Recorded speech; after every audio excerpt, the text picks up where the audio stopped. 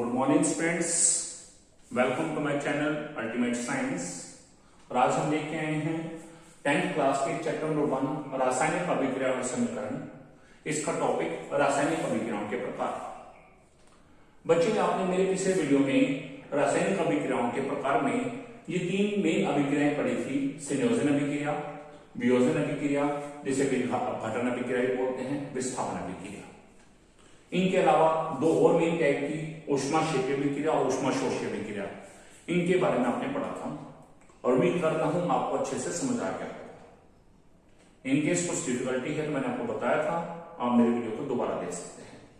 आज हम लेके आए हैं नेक्स्ट 3 टाइप है हमारे पास, द्विविस्थापन अभिक्रिया, उपचयन अभिक्रिया, अपचयन अभिक्रिया और एक और एक्स्ट्रा अवक्षेपन अभिक्रिया। आज हम इनके बारे में डिटेल में पढ़ेंगे। तो सबसे पहले आता है द्विविस्थापन अभिक्रिया। द्विविस्थापन अभिक्रिया क्या है? द्वि में 2 चीजें विस्थापित होंगी, 2 चीजें विस्थापित होंगी। इसको समझाने के लिए मैं एक बड़ा सिंपल सा एक एग्जांपल ले रहा हूं। मान लो मैं कहता हूं AB प्लस CD, ठीक है। AB प्लस CD, एक बेंच पे 2 बच्चे बैठे हैं, दूसरे बेंच पे भी 2 बच्चे बैठे हैं। टीचर ने क्या करा, पहले बेंच से एक बच्चे को उठाया और उसे दूसरे बेंच पे भेज दिया और दूसरे बेंच के एक बच्चे को पहले वाले के पास भेज दिया, यानी कि सीट्स को आपस में इंटरचेंज कर दिया, ठीक है। क्लियर हो गया चीज? तो वही सेम केस यहां से मान लो मैं B को इधर भेज रहा हूं और यहां से B को इधर भेज रहा हूं, तो क्या होगा, AD प्लस BC। क्लियर? तो AB plus CD that is AD plus BC, यानी कि 2 चीजें एक साथ विस्थापित हुई। जबकि विस्थापन अभिक्रिया जिससे पिछले वीडियो में पढ़ा था, वहां सिर्फ एक तत्व के परमाणुओं ने किसी एक अन्य तत्व के परमाणु को उसके यौगिक के जलीय विलयन से विस्थापित किया था। लेकिन यहां क्या है, 2 यौगिक मिल रहे हैं और इनमें से दोनों के अंदर से एक एक तत्व के परमाणु एक दूसरे को विस्थापित कर रहे हैं। तो द्विविस्थापन अभिक्रिया क्या है? वह रासायनिक अभिक्रिया जिसमें 2 यौगिकों के जलीय विलयन आपस में मिलकर 2 उत्पाद का निर्माण करते हैं, ठीक है। 2 यौगिकों के जलीय विलयन मिलेंगे, 2 ही उत्पाद का निर्माण होगा और यहां पर होगा क्या, आयनों के आदान प्रदान के द्वारा। तो वह रासायनिक अभिक्रिया जिसमें 2 यौगिकों के जलीय विलयन आपस में मिलकर आयनों के आदान प्रदान के द्वारा 2 नए उत्पाद का निर्माण करते हैं, तो ऐसी अभिक्रिया को हम क्या बोलते हैं, द्विविस्थापन अभिक्रिया। अब यहां उदाहरण देखिएगा, मैंने लिखा Na2SO4 एक्वस, ये क्या है, सोडियम सल्फेट का जलीय विलयन plus BaCl2 aqueous, barium chloride का जलीय विलयन। ये 2 यौगिकों के जलीय विलयन मिले। अब क्या होगा, आयनों का आदान प्रदान। इसमें से SO4 सल्फेट आयन जाएंगे Ba के पास और इसमें Cl क्लोराइड आयन जाएंगे Na के पास। ये क्या बनेगा, BaSO4 सॉलिड ठोस पदार्थ के रूप में, बेरियम सल्फेट और 2NaCl एक्वस, ये क्या हो गया, सोडियम क्लोराइड का जलीय विलयन। तो 2 पदार्थ मिले, 2 यौगिक में जलीय विलयन मिले, आयनों का आदान प्रदान हुआ और उससे 2 नए पदार्थ बन गए। तो इस अभिक्रिया को क्या बोला है, द्विविस्थापन। क्या बोला है मैंने इसे, द्विविस्थापन। तो यानी कि हमारी कैसी है ये द्विविस्थापन अभिक्रिया।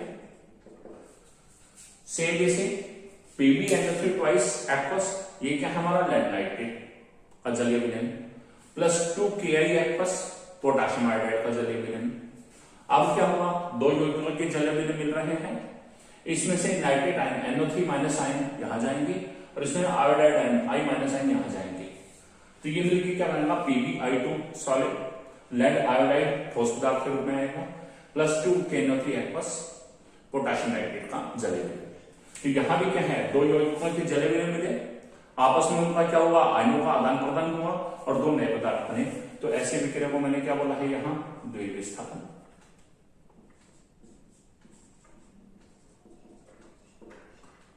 ठीक है, क्लियर? तो द्विविस्थापन अभिक्रिया क्या है, वह रासायनिक अभिक्रिया जिसमें 2 यौगिकों के जलीय विलयन आपस में मिलते हैं और आयनों के आदान प्रदान के द्वारा उनमें आपस में आयनों का आदान प्रदान होता है और वे आयनों के आदान प्रदान के द्वारा नए पदार्थों का निर्माण करते हैं या 2 ही नए पदार्थों का निर्माण करते हैं।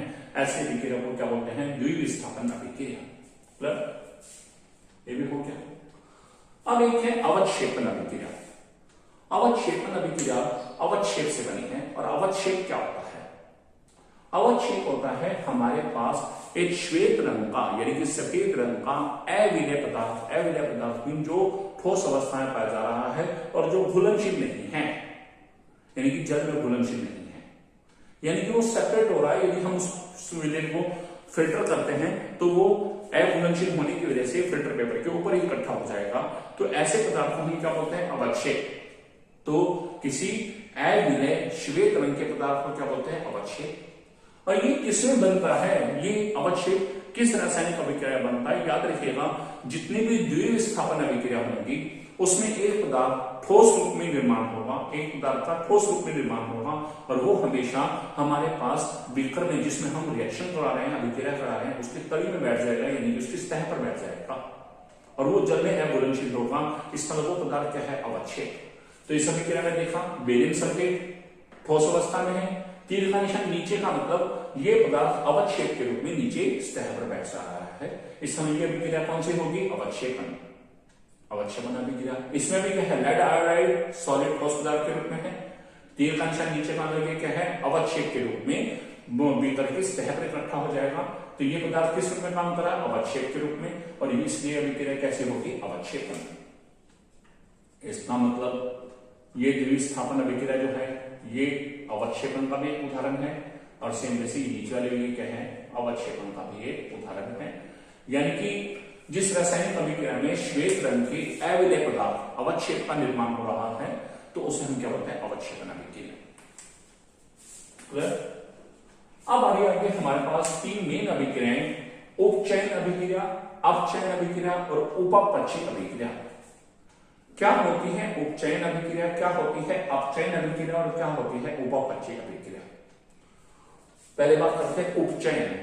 इंग्लिश में इसे बोलते हैं ऑक्सीडेशन। ऑक्सीडेशन वर्ड ऑक्सीजन से आया है।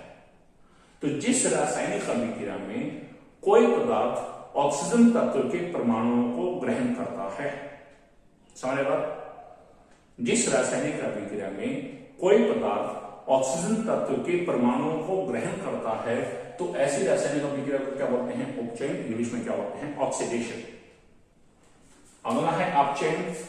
अपचयन को इंग्लिश में बोलते हैं रिडक्शन, और ये उसका उल्टा है। वहां क्या था? जिस रासायनिक अभिक्रिया में कोई पदार्थ ऑक्सीजन तत्व के परमाणु को ग्रहण करता है, अब यहां क्या है? जिस रासायनिक अभिक्रिया में कोई पदार्थ ऑक्सीजन तत्व के परमाणुओं की हानि करता है, यानी कि उसमें से ऑक्सीजन तत्व के परमाणुओं का ह्रास होगा, यानी कि वो बाहर निकलेंगे। तो ऐसे अभिक्रिया को क्या बोलते हैं? अपचयन अभिक्रिया, और इंग्लिश में से बोलते हैं रिडक्शन। क्या बोलते हैं? रिडक्शन। REDUCTION। अब एक है उपपक्षी अभिक्रिया, वो क्या है? इन दोनों का मिक्सर। इन दोनों का मिक्सर यानी कि उपचयन भी हो और अपचयन भी हो। तो जिस रासायनिक अभिक्रिया में उपचयन और अपचयन दोनों अभिक्रियाएं एक ही साथ होती हैं, यानी कि एक ही रासायनिक अभिक्रिया में एक पदार्थ का उपचयन हो रहा है, दूसरे का अपचयन हो रहा है, तो ऐसे अभिक्रियाओं को क्या बोलते हैं? उपपक्षी अभिक्रिया। और इनका नाम भी बड़ा सिंपल है, रिडक्शन से बना है रिड, ऑक्सीडेशन से है ऑक्स, तो इसका नाम क्या है? Redox reaction. क्या बोलते हैं? Redox reactions. क्लियर? तो उपचयन क्या है? जिस रासायनिक अभिक्रिया में कोई पदार्थ ऑक्सीजन तत्व के परमाणुओं को ग्रहण करता है तो उसे हम क्या बोलते हैं? उपचयन अभिक्रिया। अपचयन अभिक्रिया क्या है? जिस रासायनिक अभिक्रिया में कोई पदार्थ ऑक्सीजन तत्व के परमाणु का त्याग करता है, यानी कि ऑक्सीजन तत्व के परमाणुओं का ह्रास हो रहा है या हानि हो रही है, तो उस अभिक्रिया को क्या बोलते हैं? अपचयन अभिक्रिया। और तीसरा है उपपक्षी अभिक्रिया। वे रासायनिक अभिक्रियाएं जिसमें उपचयन और अपचयन दोनों अभिक्रियाएं एक साथ होती हैं उन्हें क्या बोलते हैं? उपपक्षी अभिक्रिया। क्या बोलते हैं? उपपक्षी अभिक्रिया। अब जरा देखिएगा दो उदाहरण। CuO plus H2 that gives Cu plus H2O। हमें इस रासायनिक अभिक्रिया को ध्यान से देखना है कि किसमें क्या बदलाव हुआ। तो आप देखिए स्टार्टिंग में क्या था? CuO, बाद में वो किसमें बदल गया? Cu में, यानी कि हम यहां से तीर शुरू करेंगे CuO से Cu बनना। तो आप देखिए हमें यहां पर अणुओं से मतलब नहीं है, हमें यहां तत्वों से मतलब है। तो Cu में कौन कौन से तत्व थे? Cu और O। CuO से बन क्या गया CO, यानी कि इसका ऑक्सीजन गायब। यानी कि जब ये रासायनिक अभिक्रिया हुई तो उस समय में क्या हुआ, ऑक्सीजन तत्व के परमाणुओं की हानि होगी। तो जिस रासायनिक अभिक्रिया में ऑक्सीजन तत्व के परमाणु का ह्रास होता है या हानि होती है उसे क्या बोलते हैं, अपचयन। तो CuO से Cu बनना ये क्या होगा, अपचयन अभिक्रिया। अब जरा देखिए H2 और बन क्या गया है H2O।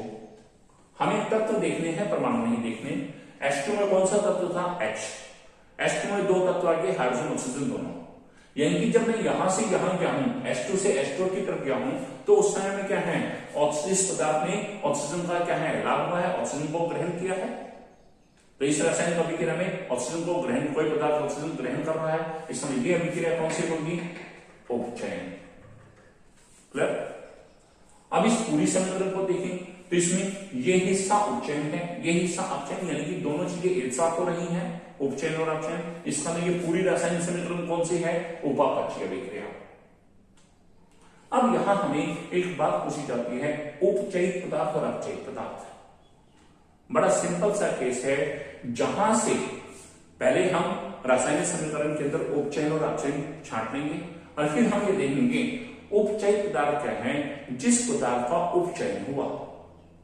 उपचयित पदार्थ क्या है, जिस पदार्थ का उपचयन होता है किसी उपापचयी अभिक्रिया में, जिस पदार्थ का उपचयन हुआ है उसे क्या बोलते हैं, उपचयित पदार्थ। और जिस पदार्थ का अपचयन हुआ है किसी उपापचयी अभिक्रिया में उसे क्या बोलते हैं, अपचयित पदार्थ। बड़ा सिंपल है देखना, हमें देखना है जहां से तीर का निशान शुरू हुआ है, उपचयन वाला तीर का निशान शुरू हुआ है, वो उपचयित पदार्थ है, और जहां से अपचयन वाला तीर का निशान शुरू है वो अपचयित पदार्थ है। अब ये अपचयन वाला तीर शुरू हुआ है, शुरू कहां से हुआ, CO से। अपचयन अभिक्रिया देखी और शुरू कहां से हुआ, ये CuO से। तो CuO क्या हो जाएगा हमारे पास, अपचयित पदार्थ। H2O से H2O बनना ये क्या है, उपचयन। अब ये उपचयन अभिक्रिया है, लेकिन तीर का निशान शुरू कहां से हुआ था, H2 से। तो H2 क्या रहेगा, उपचयित पदार्थ। क्या रहेगा, उपचयित पदार्थ। क्लियर है। अब यहां देखिए 2PbO plus C that is 2Pb plus CO। Same way से हमें, मैंने बताया, मैंने अणुओं से मतलब नहीं, हमें तत्वों से। PbO में दो तत्व थे, Pb और ऑक्सीजन। PbO से क्या बन चुका है, Pb, ऑक्सीजन का है। इसका मतलब ये रासायनिक अभिक्रिया कौन सी हो गई, अपचयन। C से CO, यहां अकेला C है, यहां CO दो तत्व आ गए, यानी कि यहां पर क्या है, ऑक्सीजन का लाभ, यानी कि ये क्या हो गया, उपचयन। अब देखिए उपचयन वाला तीर का निशान कहां से शुरू हुआ है, C से। इसमें ये कैसा पदार्थ हो गया, उपचयित पदार्थ। अपचयन अभिक्रिया ये है, तीर का निशान शुरू कहां से हुआ है, PbO से। 2PbO नहीं लिखेंगे, PbO, क्योंकि पदार्थ का नाम पूछा है, अणु नहीं पूछे। तो वो कौन सा हो जाएगा, अपचयित पदार्थ। ठीक है। तो ये है बेटा हमारा आज का टॉपिक जो हमारा था, उपचयन अभिक्रिया, सॉरी सबसे पहले द्विविस्थापन अभिक्रिया, उपचयन अभिक्रिया, अपचयन अभिक्रिया, उपापचयी अभिक्रिया, और द्विविस्थापन के साथ मैंने बताया था अवक्षेपण अभिक्रिया। और हमारे पास कई बार क्या होते हैं, उदाहरण दिए जाते हैं, ऐसे उदाहरण दिए जाते हैं, पर आपको उदाहरण में से पूछा जाता है कि इसमें से उपचयित पदार्थ और अपचयित पदार्थ छांटे। तो बेटा मैं उम्मीद करता हूं कि आपको मेरा जो आज का टॉपिक है, द्विविस्थापन अभिक्रिया, अवक्षेपण अभिक्रिया, उपचयन अभिक्रिया, अपचयन अभिक्रिया, उपापचयी अभिक्रिया, ये सभी टॉपिक बड़े अच्छे से क्लियर हो गए होंगे। इनके से भी फिर भी कहीं कुछ डिफिकल्टी लगती है तो आप मेरे वीडियो को ध्यान से देखिएगा, और वीडियो को देखने के बाद यदि आपको मेरे वीडियो अच्छे लग रहे हैं तो आप मेरे चैनल अल्टीमेट साइंस को सब्सक्राइब कीजिएगा, और साथ में नोटिफिकेशन बेल को प्रेस कीजिएगा, और साथ में उसमें ऑल सेलेक्ट कीजिएगा। इसका फायदा ये रहेगा कि मेरे जितने भी नए वीडियोस अपलोड होंगे उन सभी को आप आसानी से एक्सेस कर पाएंगे। तब तक के लिए bye, thanks and best wishes.